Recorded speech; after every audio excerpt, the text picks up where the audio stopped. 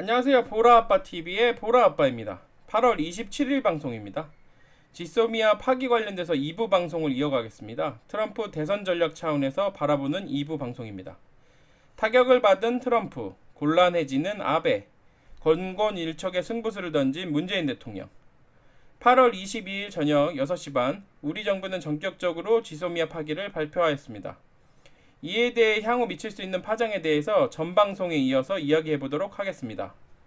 일단 앞선 방송에서 미국의 동북아 방위 차원에서 지소미아 파기를 분석해 보았다면 이번 2부에서는 트럼프 대통령의 대선 전략이라는 전략 차원에서 분석해 보겠습니다.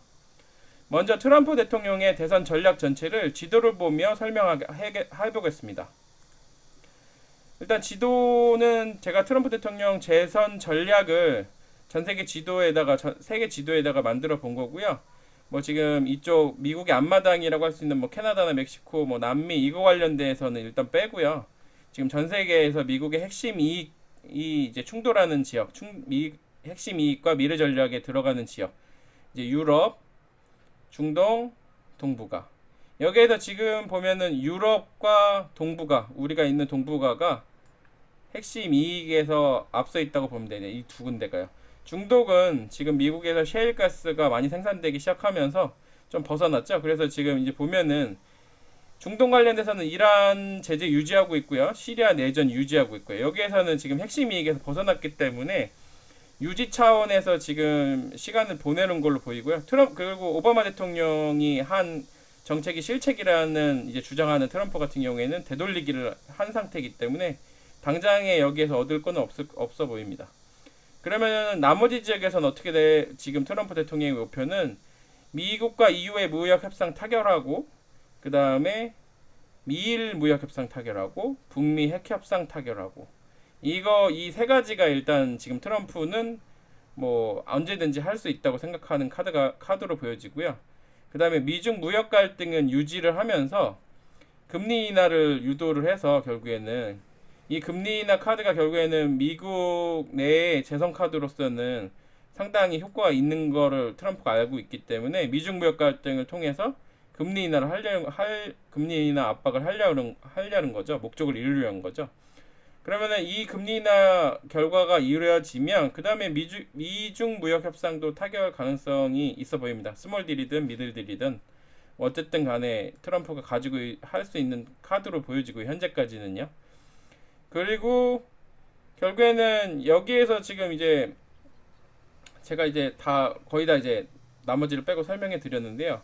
그러면 여기에서 지금 우리나라와 일본의 지소미아 파기가 그러면 트럼프한테 어떤 대선 전략에서 어떤 의미를 가지느냐, 이거에 대해서 트럼프가 타격이 있느냐 없느냐에 대해서 설명해 드리겠습니다.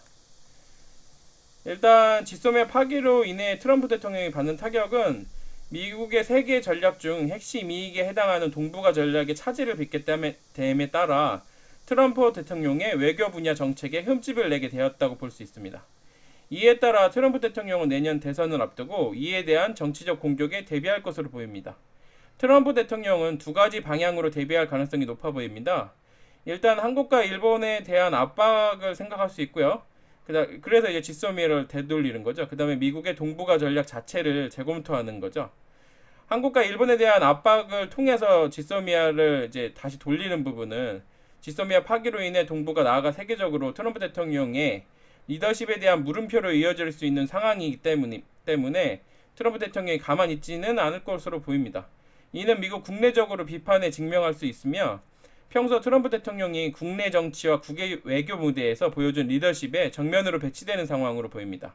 트럼프 대통령이 어떻게 보면은 트럼프 대통령의 말에 힘이 있잖아요. 전 세계 뭐 증시나 뭐 경제 뭐 외교 다 트럼프 대통령 말 한마디에 뭐 왔다리 갔다리 막 춤을 춘다라는 거는 그 트럼프 미국 대통령의 말에 지금 힘이 있다라는 거잖아요. 리더십이 있는 거죠. 아직 속단할 수는 없지만 이에 대한 트럼프 대통령의 예측 불허의 강수도 가능해 보입니다. 지금 뭐 봤을 때는 22일 날 얘기 나오고 저희가 그 다음에 지금 27일이니까요. 뭐 한 5일, 6일 정도 지났는데 뭐 이거에 대해서 뭐 엄청 강한 트럼프 대통령의 뭐 발언은 없었지만 지금 이제 제가 보는 거는 단기적으로 가만히 있는다고 해서 중장기적으로 트럼프 대통령이 가만히 있을 거라는 거는 아니라는 거죠. 무슨 그러니까 이거에 대해서 뭐 아주 직접적으로 트럼프 대통령이 보복을 하는 게 아니라 다른 아주 큰 미국이 사용할 수 있는 카드는 워낙 많거든요. 뭐 지금 뭐 어떻게 보면 소설이지만 뭐 세컨더리 보이콧 얘기도 나오고 어떤 것이든지 빌미를 잡아서 뭐 미국이 우리나라한테 가할 수 있는 압박은 뭐 엄청나게 많기 때문에 사실 봤을 때 엄청 승부수긴 합니다. 뭐 우리 운명을 건 승부수가 되겠죠. 근데 그렇다고 해서 제가 보기에 이게 잘못된 건 아닙니다. 왜냐면 일본이 분명한 건 압박을 받는 거죠. 1차적으로 지금 얘기 계속 설명을 드리면 1차적으로 일본이 의도한 바와 같이 트럼프 대통령은 지소미아 파기의 1차적 책임을 우리나라에 지울 가능성이 높습니다. 과거에 미국 대통령의 범주에서라면 이로 인해 한미동맹이라는 기본 축을 흔들 가능성은 거의 제로에 가깝지만 트럼프 대통령의 승부사 기질, 자존심 등을 복합적인 요인을 감안하면 상상 외의 대응도 전혀 배제할 수 없습니다. 2차적으로 일본 아베 총리에 대한 책임 추궁도 가능해 보입니다.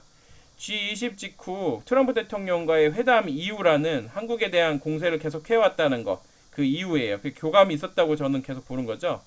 아베 총리가 트럼프 대통령에게 어느 정도 허락을 구했다는 의미로 해석할 수 있다고 말씀드려왔습니다. 제가 과거에. 하지만 이에 대해 일본 아베 총리의 허락에는 지소미아는 포함되지 않았을 가능성이 높습니다. 트럼프의 재선 전략과 미국의 동북아 미래 전략에 해당하는 사안은 건드리지 않는 선에서 한일 갈등 상황만 테이블에 놓여졌을 가능성이 높다라는 겁니다. 아마도 우리 정부의 승부수는 여기에 있는 것 같습니다. 한미 동맹의 기본 축은 트럼프 대통령도 흔들기 어렵다는 판단과 일본 아베 총리에게 주어진 허용 범위를 넘어서는 사태의 확산은 일본 정부, 일본 아베 정권의 운신의 폭을 제한할 것이라는 판단으로 보입니다. 이에 대한 트럼프 대통령의 대응과 일본 아베 총리의 대응은 지켜보아야겠지만 우리 정부의 국운을 건 승부수는 제발 통했으면 하는 염원을 담아 봅니다. 자, 여기까지 설명은 다 드렸는데요. 지금 여기에서 보면은 일본과 뭐 미국의 정부의 지금 그 정상회담이 있었잖아요. G7에서요. 바로 어저께였죠. 근데 여기에서 뭐 지금 지소미아 파기나 지금 한일 갈등에 관련돼서 직접적인 얘기는 나오진 않았잖아요. 그리고 뭐 이거 관련돼서 뭐 아주 간접적으로 뭐 그런 뭐 지금 일본과 미국의 동맹의 그런 판단하는 거에 있어서 뭐 다른 게 없다. 그렇지만 뭐 좀 약간 불협화음이 보이기도 하고 여기 관련돼서 그리고 정상회담 이후에 지금 오늘 조금 전에 나온 속보에 의하면은 일단 지소미아 내일 28일로 예정되어 있는 하이트리스트 배제 시행 같은 경우에도 뭐 시행하겠다. 뭐 별다른 뭐 변화 없이 시행하겠다라는 거 봐서는 일단 아베가 우리가 던진 승부수를 받아 넘기는 거로 보여집니다. 그러면은 우리는 지금 막고 싶었던 건 사실 일본 정부의 태도 전향이었는데 일본 정부의 태도는 전향되지 않았고 결국에는 내일 시행되고 그 다음에 미국도 뭐 적극적으로 중재에 나서지 않는 걸로 보여진다고 판단되면 우리가 지금 앞으로 가야 될 길이 좀 험난할 가능성이 높아 보이죠. 일단은 지금 상태에선 그렇지만 제가 생각했을 때 시간을 좀 더 지금 뭐 지소미아 관련돼서만 이제 상황을 볼 게 아니라 전반적으로 상황을 넓혀서 더 봐야겠다는 생각이 있습니다. 뭐 속단하지 마시고 일단은 지금 상황은 지켜봐야 되는 상황으로 보여지고요. 지금 방송 제가 8분 9분 되는데요. 일단 제가 다른 재료 관련돼서 또 설명을 드릴 거고요. 방송 올리겠습니다. 감사합니다. 구독과 좋아요 부탁드립니다. 보라아빠TV의 보라아빠였습니다.